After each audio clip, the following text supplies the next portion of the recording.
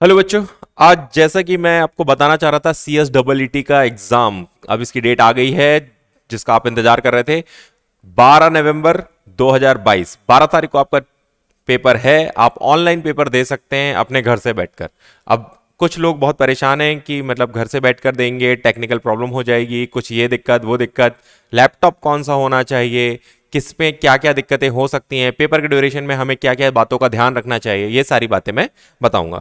सबसे पहले तो मैं आपको बता दूं, ये नोटिफिकेशन आपकी तरफ से जो आपको आया हुआ है, इसमें आप एक बात ध्यान रखिएगा। इन्होंने साफ बोला हुआ है कि देखिए, मोबाइल फोन पे या टैबलेट पे ऐसी किसी चीज पर आप पेपर देने की कोशिश ना करें। आपको डेस्कटॉप का यूज करना है या लैपटॉप का यूज करना है। हाँ, आपके लिए उसमें कैमरा होना जरूरी है और उसमें आपका माइक होना जरूरी है, क्योंकि बीच बीच में वो लोग चेकिंग के लिए अचानक से मतलब हो सकता है कि कोई पर्सन भी उसमें वीडियो कॉल में ऐसे दिखे आपको जैसे वीडियो में, और वो आपको बोले भी कि मतलब हो सकता है कि आप रोटेट करके एक बार पूरा लैपटॉप या कैमरा दिखाइए हमें, आजू बाजू आपके रूम में कोई बैठा तो नहीं है। ध्यान रखिएगा कुछ बातों का बहुत जरूरी, जो ये है कि अगर आप कोई क्लासेस वगैरह करते हैं, कहीं क्लास में पढ़ते हैं, तो वहां की बेंचें वगैरह ये और एक सेटअप ऐसा जो क्लासरूम जैसा है उसे उससे बचें। आप अपने घर पे रहते हैं तो ज्यादा अच्छा तरीके मैं आपको बता सकता हूं घर पे कैसे आप एग्जाम दे सकते हैं। दूसरा, 2 घंटे का ये एग्जाम है, 120 क्वेश्चन आने वाले हैं। इसमें एक वाइवा हुआ करता था, जो अभी बोल रहे हैं ये लोग वाइवा नहीं लेंगे, तो अभी आप उसका पार्ट उसमें आप भूल जाइए, उसमें भी आपका कुछ भी नहीं होने वाला। पेपर आपको पता है कि आपके 4 पेपर हैं, कौन कौन से आपको इन पेपर की तैयारी कर ली आपने, ये पूरा ऑब्जेक्टिव में आने वाला है। अच्छी बात यह है कि कोई माइनस मार्किंग नहीं है। बिल्कुल दिल खोलकर आप बिल्कुल पेपर दीजिए बच्चों, बिल्कुल टेंशन मत लेना, आराम से निकलेगा, कोई दिक्कत नहीं होगी। बस कुछ गलतियां मत करिएगा, मैं आपको पहले बता दे रहा हूं, गलतियां होती हैं हमसे पेपर के दौरान, तो वो सारी चीजों पर ध्यान रखेंगे।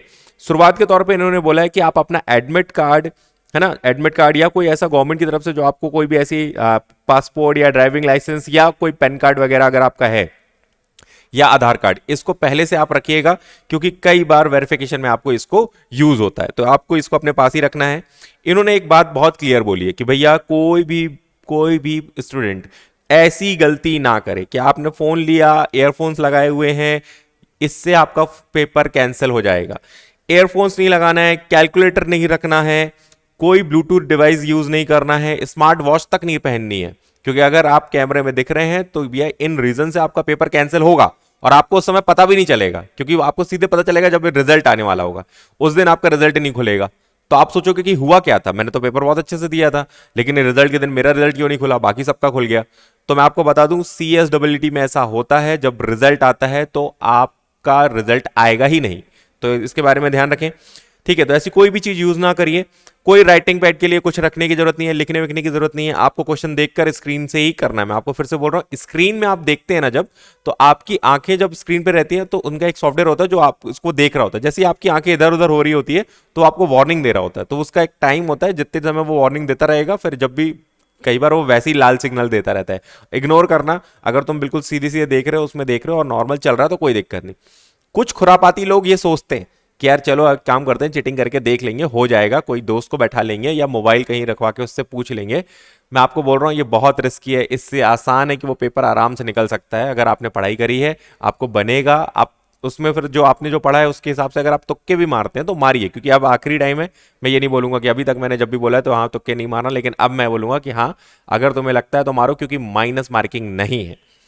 एक बात और याद रखिएगा, रूम में कोई और नहीं होना चाहिए, और आपको एक बात और कि भैया आपका लैपटॉप का वीडियो और ऑडियो ऑन होना चाहिए। कई बार आपका वो बंद रहता है, उससे ये मतलब पेपर देने के समय पर आपको ऑन रखना है, ऐसा इन्होंने अपनी गाइडलाइंस में साफ बोला है। अच्छा, एक बात और, भैया सिस्टम कौन सा हो, टेक्निकल रिक्वायरमेंट हमारी थोड़ी सी फंसी हुई है कि हमें लैपटॉप कौन सा यूज करना है, कैसे करें, क्या करें, उसमें कैसे आएगा, क्या होगा, मैं आपको बताता हूं। देखो कुछ नहीं है, टेंशन लेने की जरूरत नहीं है।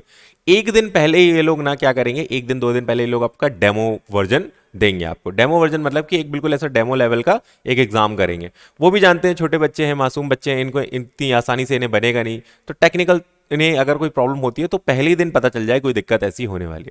सिंपल सा प्रोसेस बताऊं तो वो आपको एक मेल करते हैं, मेल में आपको एक लिंक मिलेगी, उसके अंदर आपको पूरा सेटअप होता है, बस आपको लिंक पे जाना है, उसको इंस्टॉल करना है। ठीक है ना, 2 चीजें आपकी इंस्टॉल हो जाती हैं, अपने सिस्टम पे आ जाती हैं, लेकिन इनमें कुछ चीजें हैं जो आपको ध्यान रखनी होंगी, जो मैं आपको बताता हूँ। यही बात है, बहुत लोगों ने मुझे पूछा कि सर बता दीजिए कि अगर मैं सिस्टम पे अपने खुद से घर पे ट्राई करते हो तो मुझे किन बातों पे ध्यान रखना है। सबसे पहले तो आपके पास जो ब्राउजर है वो गूगल क्रोम का 8.0 वर्जन होना चाहिए। विंडोज में 8, विंडोज 8 या 10 होगा चलेगा। ये बोलता है रैम, जो रैम है उस सिस्टम की कम से कम 4 GB तो होनी। अब 8 GB है तो कोई दिक्कत नहीं है, जिसकी भी ज्यादा है कोई दिक्कत नहीं है ना, तो 4 GB तो कम से कम होनी चाहिए, मतलब स्पीड बनी रहनी चाहिए सिस्टम पे। सिस्टम i3 हो, 5th जनरेशन तो कम से कम होना पाए। तो ये कुछ बेसिक कंडीशंस हैं जो उन्होंने बोला कि एक सिस्टम इस लेवल का होना चाहिए। कई बार कई बच्चे होते हैं बहुत पुराना लैपटॉप उठा लेते हैं, जो मतलब उनके पापा ने कभी यूज किया और फिर रखा था, चलो अब एग्जाम दे देते हैं, इसी में दे देते हैं। तो अगर मान लीजिए ये थोड़ा सा आउटडेटेड हो गया वो लैपटॉप इनके कंपैरिजन, तो दिक्कत हो जाएगी। तो आपको ये थोड़ा सा सर्च कर लेना चाहिए, यूट्यूब पे बहुत सारे वीडियोस हैं, आप इसको चाहें तो उसमें नॉर्मली उससे भी सीख सकते हैं। जनरल तौर पे ये मैंने आपको बताया। कुकीज आपको इनेबल करनी होती है। कुकीज क्या होता है, ऊपर आप जब भी सर्च पे जाते हैं या लिखते हैं तो वहां पर क्या होता है, कुछ चीजें हमारी ब्लॉक होकर रखी होती है, तो उसको इनेबल कर लीजिएगा। आपको ऊपर ही जहां पर अपन वो ऊपर अपन सर्च करते हैं उसमें डॉट डॉट डॉट डले रहते हैं, उस पर जाकर आप जाकेंगे तो कुकीज आपकी इनेबल हो जाएगी। फिर अगर आप बात करते हैं कि कोई एंटीवायरस अगर आपके सिस्टम पे है, तो जनरली हम लैपटॉप रखते हैं तो एंटीवायरस तो रखेंगे। इसे बोल रहे हैं कि वो लोग वो डिसेबल कर दीजिएगा। एंटीवायरस को डिसेबल इसलिए कर दीजिए क्योंकि वो आपको कई बार इस सॉफ्टवेयर को सपोर्ट करने नहीं देता। जो एग्जाम जिस सॉफ्टवेयर पे आप देने वाले हो वो आप उसको इंस्टॉल तो करते हो लेकिन वो चलता नहीं है, तो कई बार इसकी दिक्कत होती है, तो आप उसको हो सके तो डिसेबल करके रखें। इन्होंने एक चीज और बोली, अगर इसके अलावा भी कोई डेस्कटॉप एप्लीकेशन आपने ऐसा पहले से रखा हुआ है, जैसे टीम व्यूअर होता है, ये सब क्या होते हैं जो आपके सिस्टम को रिमोट करके दूसरे सिस्टम को, मतलब यहां बैठे बैठे आप सिस्टम को किसी और को हैंड ओवर कर सकते हो। तो ऐसे सारे ऐप को उन्होंने बोला कि भैया ये हम मना करेंगे, आप ऐसी कोई अगर चीज आपके पास पहले से है या इंस्टॉल कर रखा तो उनको अनइंस्टॉल कर दीजिए। मतलब कि कोई भी ऐसी चीज जो आपके सिस्टम को रिमोटली कहीं और ले सकता है, वो एक नॉर्मल सा लॉगिन आईडी और पासवर्ड होता है, आप किसी को दे दें तो वो बैठे बैठे, कहीं आप जबलपुर में बैठे हो, बैंगलोर वाला बंदा आपसे बोलेगा टीम व्यूअर है क्या, टीम व्यूअर आपने डाला, इंस्टॉल किया और वहां से आपने बस लॉगिन आईडी और पासवर्ड बताए, तो वो आपके सिस्टम में एंटर कर देगा। आपके सिस्टम पे वो आपके सामने माउस हिलाएगा, आपको दिखेगा, लेकिन आप उसमें कुछ नहीं कर रहे होगे। इन्हें बोला अगर ऐसा कुछ है आपके पास तो वो भी अनइंस्टॉल कर दीजिए। चलिए ये भी कर लिया।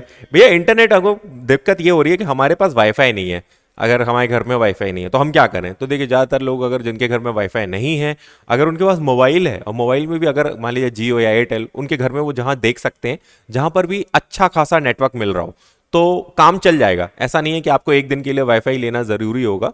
तो अगर आपके पास नहीं भी है तो टेंशन मत लेना, आजकल नेट की स्पीड इतनी अच्छी है कि 4G में अगर आपका कोई भी अगर नॉर्मल सा हैंडसेट, अगर मम्मी या पापा या अपना 2-3 लोग का फ़ोन अच्छा वाला रिचार्ज करके रखिएगा ताकि तुरंत उसी दिन ना खत्म हो, और 1-2 बैकअप पे रखिएगा, आराम से हो जाएगा। अब इस बीच में अगर मान लो कभी ऐसा भी होता है कि आप पेपर दे रहे होते हैं और अचानक से स्क्रीन क्या हो जाती है, अब रुक जाती है या हैंग हो जाती है, या जब बाहर आप आ जाते हैं उससे, तो टेंशन मत लीजिएगा।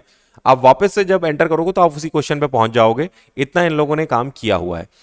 आप अगर मान लीजिए इसके बाद भी, भैया मान लीजिए कि हमने सब कुछ किया लेकिन दिक्कत हो गई, तो हम क्या करेंगे। देखो बेटा, टेंशन बिल्कुल मत लेना। पहले दिन जब आपका जो डेमो वर्जन होने वाला है उसमें आपके सारे ट्रायल हो जाएंगे। अगर उसमें कोई दिक्कत होती है तो वो आपको दूसरे दिन आपको उसको ठीक करना है। और दूसरा कि आपको अपना जो लॉगिन आईडी और जो पासवर्ड, ये सारी चीजें आपको जो मेल में आने वाली है वो बहुत देख कर समझ कर ध्यान से डालिएगा। वहां हम गड़बड़ करते हैं तो भी दिक्कत होगी। तीसरी बात कि मान लीजिए आपने पेपर दिया और आपका तब भी दिक्कत हो गई, या आपका पेपर गया, अच्छा भी गया है, तो भी आपको दूसरे दिन उठकर सबसे पहला काम करना अपना मेल आईडी जरूर चेक करना है। क्योंकि कई बार ऐसा होता है कि हमें लगता है कि सब कुछ बढ़िया था, लास्ट में आपने सबमिट करना है, सबमिट करना जरूरी है, आपने कहीं कुछ गड़बड़ करी है, कुछ गड़बड़ हुई है, सबमिट नहीं हुआ या कोई भी प्रॉब्लम हुई है, तो आपको नेक्स्ट डे एक मेल आ जाता है कि आपका फिर से एग्जाम होगा। मतलब जिस दिन आपको बोला गया, अगर उन्होंने बोला 12 तारीख को पेपर है तो 12 तारीख के बाद हो सकता है 13 तारीख को आपका फिर से एग्जाम हो जाए। लेकिन मेल चेक कर लीजिएगा, हर किसी को मेल आता है, मेल आएगा इंस्टीट्यूट में उसी रजिस्टर्ड मेल आईडी में जो आपने रजिस्ट्रेशन समय करवाई थी। और आपको वो ध्यान रखना होगा, कई बार ऐसा होता है कि आपका पेपर अच्छा जाता है, सब कुछ ठीक है, लेकिन दूसरे दिन मेल जरूर खोलकर देखिए कहीं आपको भी ऐसा कोई नोटिफिकेशन तो नहीं आया। कई बार बच्चे लेट कर देते हैं और फिर बोलते हैं कि भैया हमारा तो छूट गया और दूसरे दिन हमें मेल आया था लेकिन हमने देखा नहीं और इसकी वजह से हमारा अटेम्प्ट चला गया। तो बच्चों इस पे ना फंसे। हम एक बार मतलब पेपर देकर इतने भी फ्री ना हो जाए दूसरे दिन से पार्टी करने लगे, ये मत करिएगा। कोशिश करिएगा एक बार मेल जरूर देखें, पेपर अच्छा गया हो या ना गया हो, मेल जरूर देखिएगा। कहीं आपको रीटेस्ट के लिए तो नहीं बोला जा रहा। याद रखिएगा कोई कॉल वगैरह नहीं आई, इसके लिए आपको खुद ही से मेल चेक करना पड़ेगा। फिर आपको 30 मिनट पहले ही आपको एंटर करना पड़ता है एग्जाम के लिए। 30 मिनट पहले ही आप एंटर कर जाइए ताकि आप 30 मिनट वेट करिए, देख लीजिए, आराम से अपना सेटअप वेटअप कर लीजिए, उसके बाद ये काम चालू होगा। आपके नॉर्मल सी कंडीशंस अगर मैं आपको बोलूं कि कुछ चीजें ऐसी होंगी जो आपको ध्यान रखनी है कि अगर आप सिस्टम यूज करते समय कुछ कैल्सी वगैरह यूज कर रहे हैं तो ये प्लीज आप उसको मत करिए, क्योंकि आपकी आंखें वो देखता है कि आप जितनी बार आंखें नीचे करते हैं, ऊपर करते हैं, दूर करते हैं, मोबाइल वोबाइल में अगर आपका ध्यान जा रहा है तो वो देखता है आपका मुंडी कितना घूम रहा है। तो प्लीज कोशिश करिएगा कि इन सारी बातों का ध्यान रखें। इनफैक्ट इसके बाद भी अगर कुछ ऐसा लगता है कि भैया हमारे लिए कुछ छूट रहा है या हमें नहीं पता चला या हमें हमें बता सकते हैं कि आप, तो प्लीज आप मुझे कॉल कर लीजिएगा 9752356657। आप मुझे कॉल करिए, मैं आपको रिप्लाई दूंगा। आप व्हाट्सअप भी कर सकते हैं, मैं आपको व्हाट्सअप पे भी रिप्लाई दूंगा। ठीक है ना बच्चों, ऑल द बेस्ट। हम और अच्छे से पेपर देना, कोई दिक्कत नहीं है, फोड़ कर आना, हम एग्जीक्यूटिव में जरूर पहुंचेंगे।